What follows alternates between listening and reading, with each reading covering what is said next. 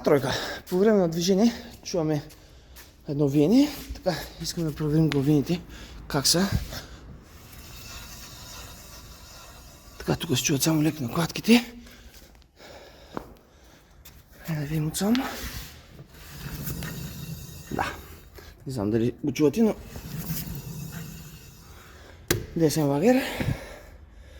Сега ще сменим лагера. Какво трябва да направим? Сваляме джантата, откачаме спирачния апарат, махаме стойката на спирачния апарат, махаме диска и лагерът трябва да излезе с главината. Предлага се едно цяло.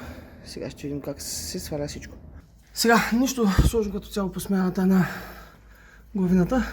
Като махнете джантата, развивате спирачния апарат, който се държи на 2.13.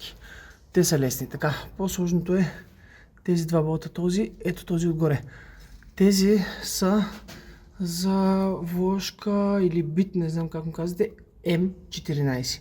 Стандартните комплекти са до 12. Така, това е 14 централния болт за самата главина. Ето този. Това е М16.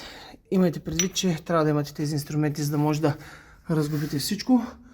Така че това е, махате спирачния апарат, развивате тези болтове, които държат стойката на спирачния апарат, махате капачката на главината в средата и развивате този болт. Вадите главината, слагате всичко наобратно.